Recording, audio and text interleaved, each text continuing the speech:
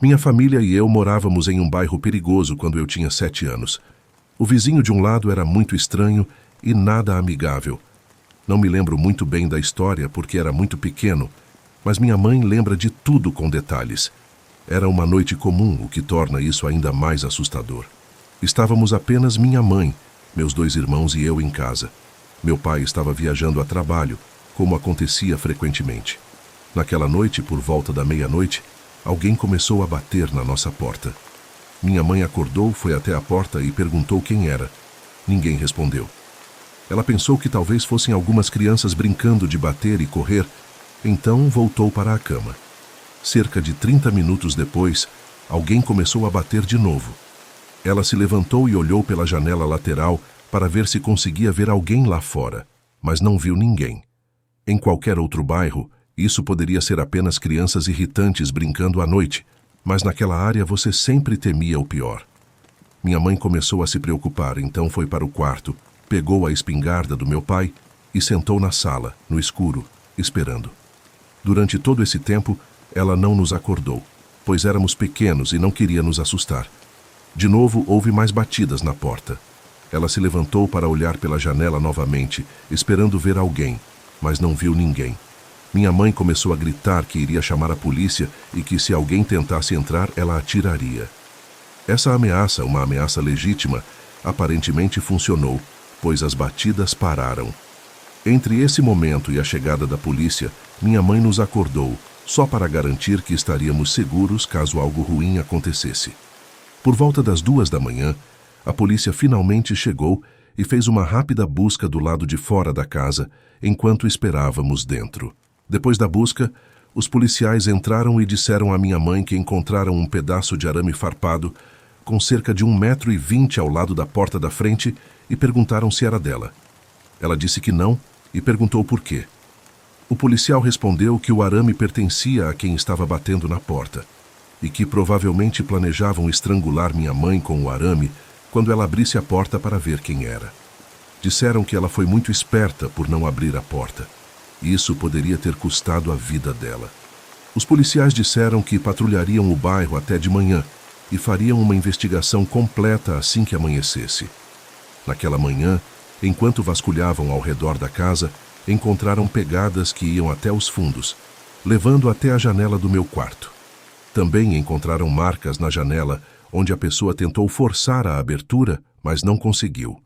Minha mãe sempre suspeitou que fosse um vizinho específico, porque várias vezes ela o pegou espiando dentro da nossa casa pelas cortinas. Ele era incrivelmente estranho e nada amigável.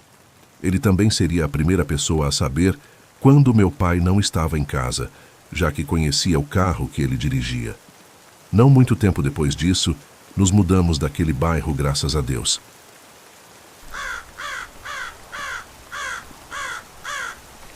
Recentemente, tivemos um novo vizinho que se mudou para a casa ao lado.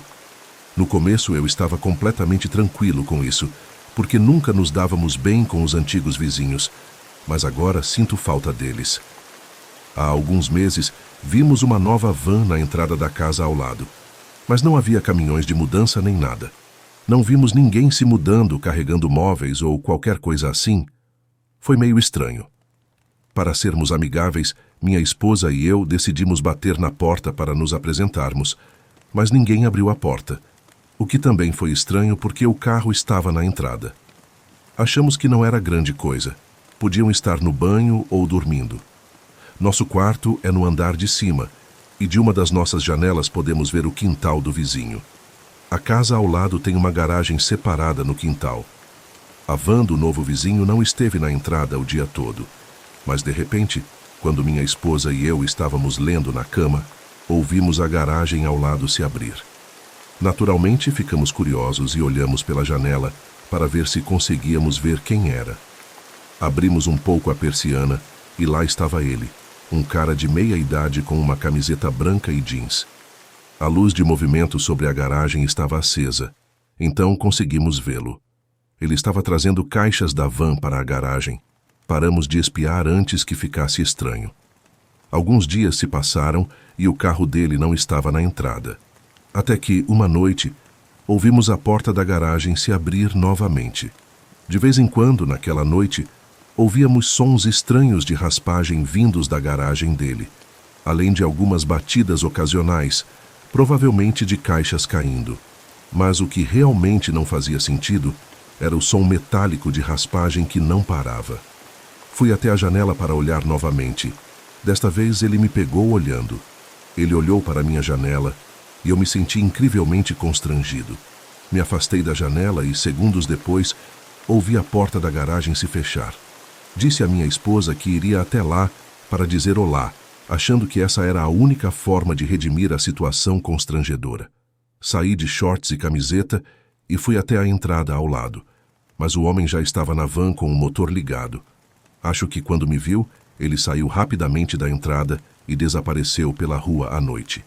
Toda a situação foi incrivelmente estranha, e eu estava com a sensação de que ele estava nos evitando. Fiquei curioso sobre o que exatamente estava acontecendo com todos aqueles sons de raspagem na garagem dele.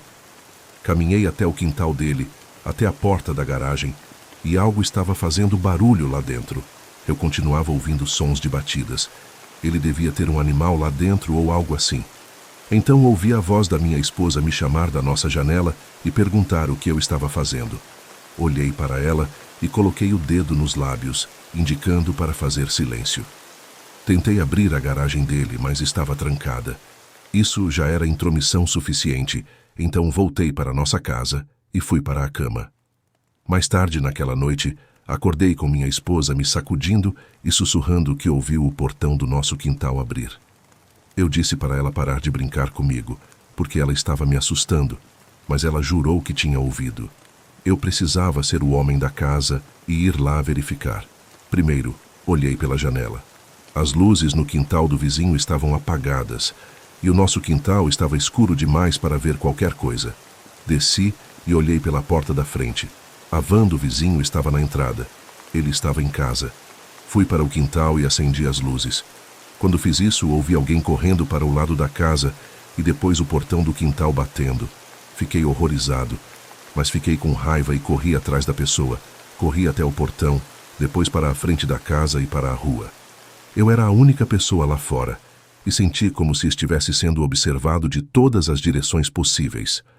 Voltei para dentro e disse à minha esposa que alguém estava realmente no quintal, mas eu não o vi. Ela me perguntou se eu achava que era o vizinho. Eu disse que não sabia. No dia seguinte, fui até o vizinho 2 casas adiante, Gene, e perguntei se ele já tinha conhecido o novo vizinho. Ele disse que não, mas que também tinha sido acordado por sons vindos da garagem do novo vizinho tarde da noite. Contei a ele como alguém entrou no nosso quintal na noite anterior e ele achou isso igualmente assustador e estranho. Concordamos em nos mandar mensagens e irmos juntos na próxima vez que ouvíssemos barulhos estranhos para finalmente conhecermos esse cara. No dia seguinte era sábado. Enquanto abria todas as persianas da sala de estar pela manhã, vi que era a primeira ou segunda vez que o carro do vizinho estava na entrada durante o dia. Então olhei para a casa dele e, em uma das janelas, lá estava ele, parado como uma estátua, olhando para mim como se estivesse esperando eu abrir as persianas. Eu esperava que ele desviasse o olhar, mas ele apenas manteve o contato visual por uns sólidos 20 segundos. Eu acenei, porque eu não sabia o que fazer quando ele não acenou de volta ou sequer sorriu. Comecei a chamar minha esposa, e quando ela veio, pedi que olhasse pela janela, mas ele já não estava mais lá. Decidi acabar com isso e fui novamente até a casa dele com minha esposa. Bati na porta e toquei a campainha. Senti que bater era mais assertivo. Ouvi um barulho alto dentro da casa, mas ele nunca veio até a porta. Isso foi a gota d'água. Fui até a casa do Gene de novo, e quando ele abriu a porta me perguntou se eu tinha visto as mensagens dele. Eu disse que não, e também não estava com meu celular. Ele então me contou que na noite anterior ouviu um som abafado de choro vindo na direção da casa do novo vizinho e me mandou uma mensagem sobre isso. Jenny veio comigo para bater na porta do vizinho mais uma vez, mas novamente não houve resposta. Nesse ponto, todos nós, incluindo a esposa do Gene e minha esposa, sabíamos que havia algo muito errado. No dia seguinte, a van do vizinho desapareceu novamente e já faz quase 2 semanas que ela não voltou. Não sabemos onde ele foi, nem se ou quando ele vai voltar. Nas últimas noites, ou minha esposa ou eu acordamos no meio da noite achando que ouvimos ruídos do lado de fora, e quando vamos à janela para ver se a van está na entrada ao lado, não está. É uma loucura. Nenhum de nós sabe o nome desse cara e ainda estamos tentando juntar as peças, porque uma noite eu ouvi algo definitivamente vivo na garagem, fazendo barulho, e em outra noite, Jean ouviu o que ele achou ser um choro abafado. Obviamente, ele provavelmente voltará, mas acho que nenhum de nós está ansioso por isso. Talvez, para termos paz de espírito, devêssemos denunciá-lo anonimamente.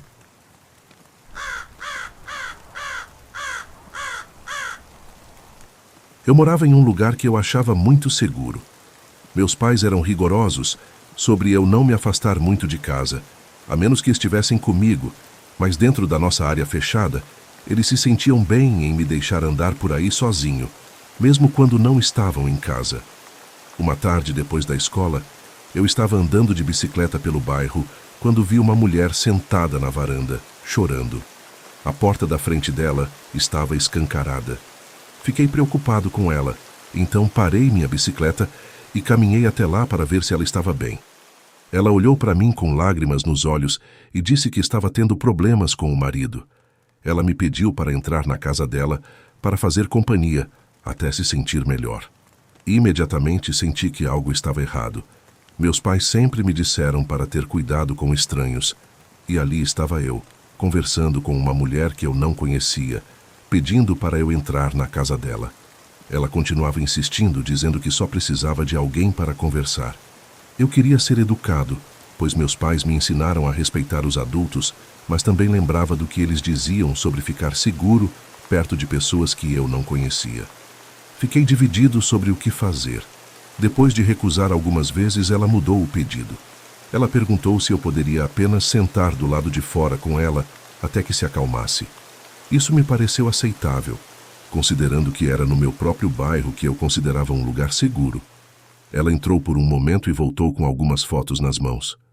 Estávamos sentados próximos, mas eu ainda estava do lado de fora e ela estava apenas dentro da porta. Ela me mostrou as fotos.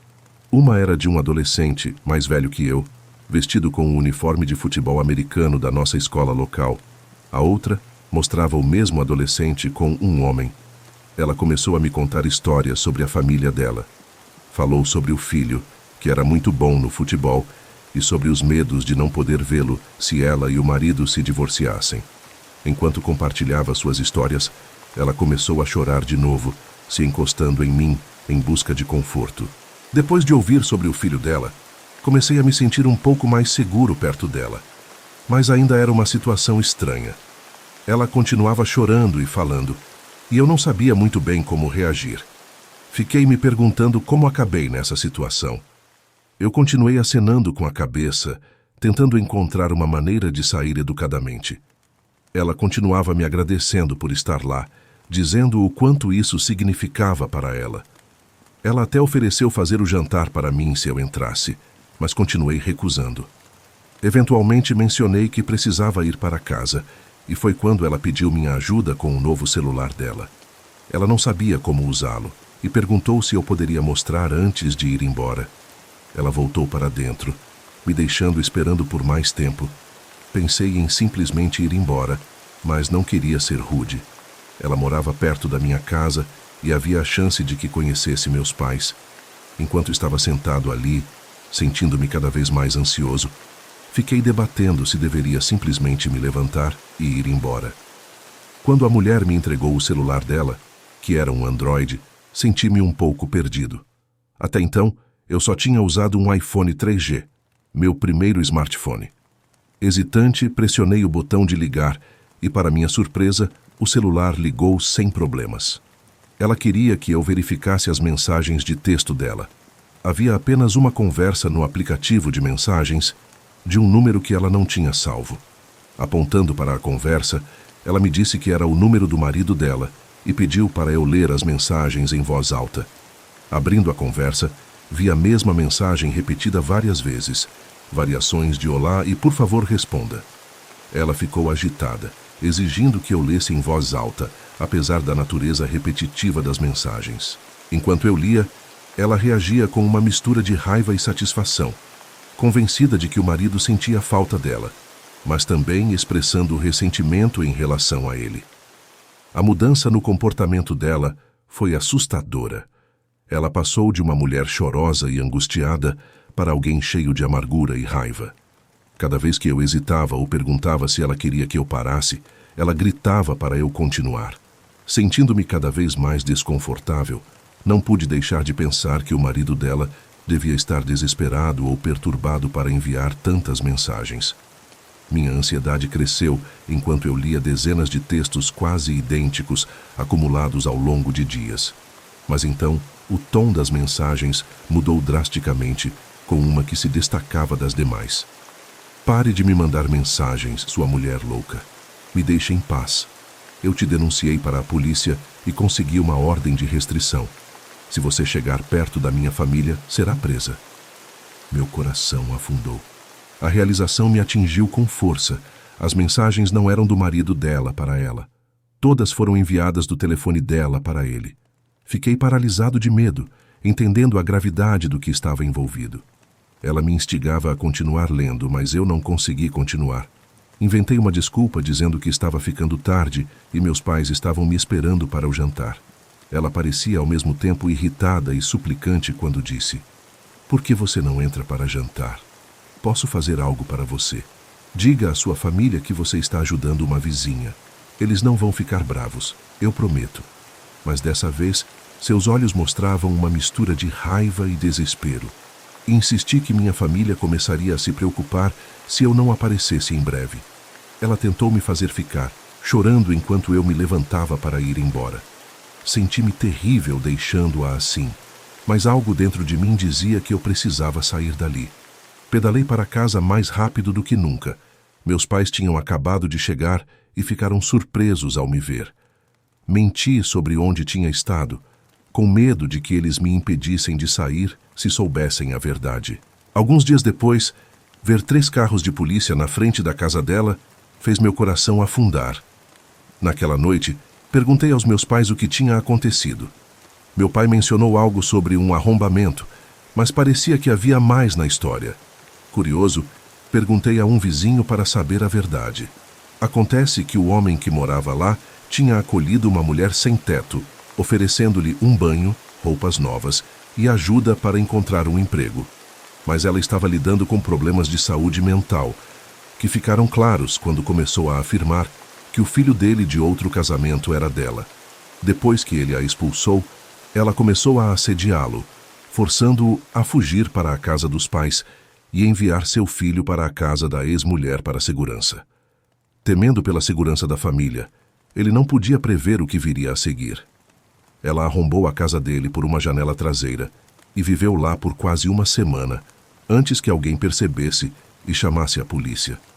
Nesse tempo, ela tinha destruído o lugar e foi presa. Ver a janela quebrada com meus próprios olhos tornou a história muito real. O homem quebrou o contrato de aluguel e se mudou rapidamente, com medo de que ela pudesse voltar após sair da prisão. Não sei se ela voltou, mas só a ideia é assustadora. Toda a situação ainda me assusta. Muitas vezes me pergunto o que poderia ter acontecido se eu tivesse aceitado o convite dela naquele dia.